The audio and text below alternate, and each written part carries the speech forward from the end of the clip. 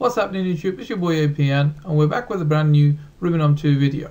Now in this video we're going to be looking at some of the good and bad regarding Rubinum2. What's gone well so far and what can be improved or what they have done wrong. These are entirely my opinion and you are free to disagree with them, and obviously the server is completely free to disagree with them. But without further ado, let's just get into it. At number 5 comes the Metin spawn. As you can see, every map you go to, it's exactly like this. You'll have an unlimited number of Metins. By the time you actually finish 5 or 6 or 7 or 8 or 9 or 10, depending on how fast you destroy them, you'll get more spawns. You are never out of Metins and you never have to wait for a spawn, which makes it so much easier for people who actually are dedicated hunters. You know, there are people who I know you know, the main servers, they would hunt for hours and hours, just running from spot to spot, changing channels, and you know, hunting Metins, just Metins over and over again.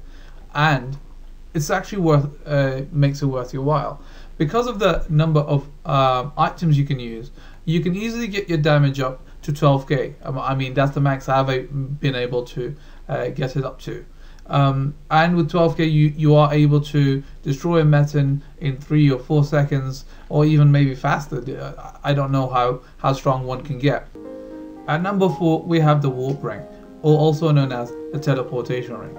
Not only this is limitless, the function on it are actually very useful. So if you were to teleport to the Valley of Sirong, or whatever you want to call it, or how it's pronounced, you'll have multiple options. You got the start, you got the mid, and you got the 4 Metin spots. And then obviously you can get to the Orc Maze if you wish so. And this is true for all the other maps as well. So if you go to Yongbi Desert, you'd have actually the Metin of Shadows, Metin of Soul, and then Metin of Toughness. And then if you go to next, you'd actually even have the Monkey Dungeons. Now this is very useful for players like me who may sometimes have only 10 minutes and can hop from place to place effortlessly.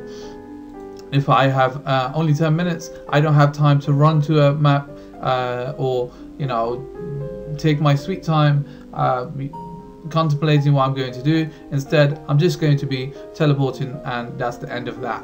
Not only there's the main warp ring, there's also the boss warp ring or teleportation ring. I hate saying warp, so I'm going to say teleportation from now on. Well, the boss teleportation, there's the low and there's the high. The low, you obviously are able to go to the map 1 bosses, map 2 bosses, and then all the other bosses up to, I think it's Yellow Tiger Ghost, which is the last one. Well, Yellow Tiger Ghost, and then there's the a lot of different tree bosses. As you can see, I'm actually killing one, which is lucky, seeing as I'm explaining the functions of teleportation ring. Like I said, this is very useful if you are pressed for time and don't have a lot of time to run around. One of the main reasons players got upset or pissed off with the main official Gameport server is the fact that it takes almost an hour to get into New Forest, Red Forest, whatever you want to call it, and it just takes a lot of time, and a lot of people don't have that time. At number 3 we have character balance. Now many of you might disagree and say some characters are way more OP than the others, but I think Rubinum in general have done very well with the balancing of characters. Not only they've made Lycan's dagger defense, which means you don't have to actually go for an extra defense and, you know, keep your old defenses the same, but you also can hunt with shamans, shurers, whatever you want to play with. Now many of you know when I started, I was actually using a shaman to hunt, and that's how I started the game. Now obviously I have a map 2 hunter, I have my brother's account, I have my friend's accounts to hunt different maps if I so wish, and that makes it a lot easier for me obviously. But if you wanted to continue being a shaman or a shura, you could easily do that, and then at the same time you could actually do very well in any class if you wanted to build up your PvP.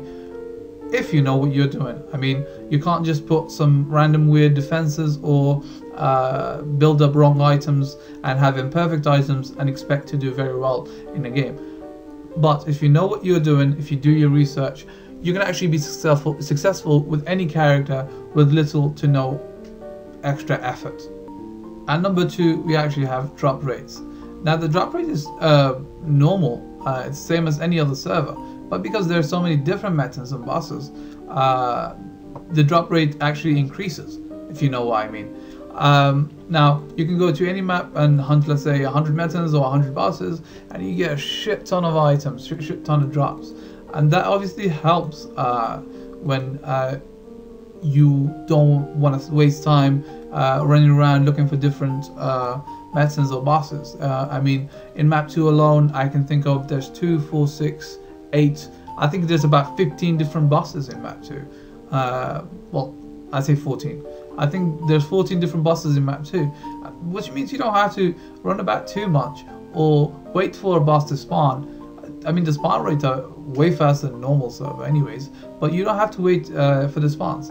And this makes the game a lot easier than it would be, because you can make any item you want. For example, you can hunt in map 2 and get 1,000 clams.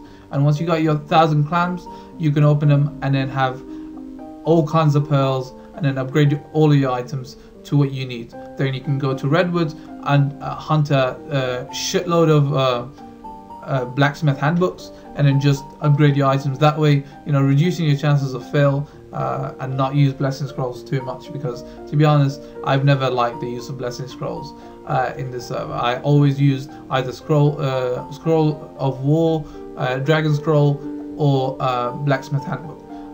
Sometimes obviously you've seen me use magic stones for the more important items, or you've even seen me use Tincture of Empire for +9 items. Coming in at number 1 is actually the item shop, and this might be very controversial because I've always been against item shops and the use of real money for games. But in this game, you get actually good value for money.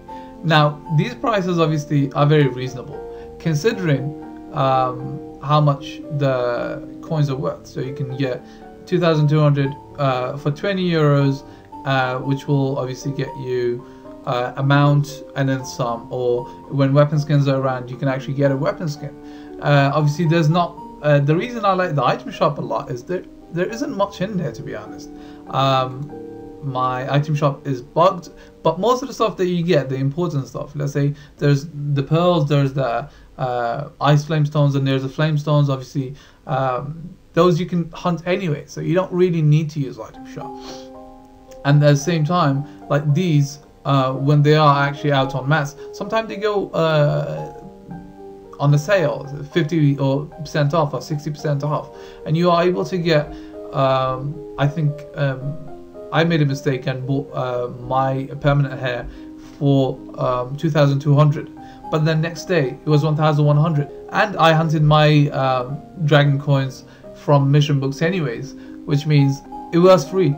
I didn't have to spend a single penny. I wouldn't have had to spend a single penny to get whatever I want. Now, most things in item shop can be obtained in the game anyways. You can go to Azrael Run, Razador Run, or Nemeris Tower, or anything like that to get the flame stones, the ice flame stones, and so on. The only things you can't get are the permanent hairs, the skins, and I think some of the mounts.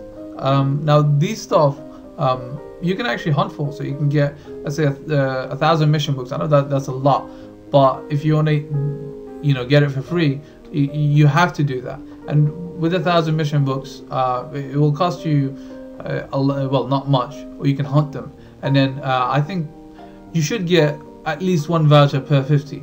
And the vouchers are 100 DC, and basically you won't have to spend anything anyways. Or you could just buy the DC off other players that drop it.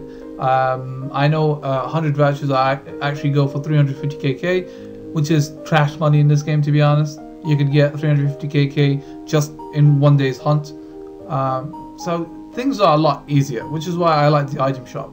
Not only does not does it not require you to spend too much. It also gives you an opportunity to actually hunt what you're going to use in item shop. Now that's it for this video. I hope you tune in again soon for the next video when I will be explaining the top 5 or the bottom 5, however you want to look at it, bad things about Rubinum. Things they can improve, things that they've done wrong, and things that they might do wrong in the future based on how the game is going.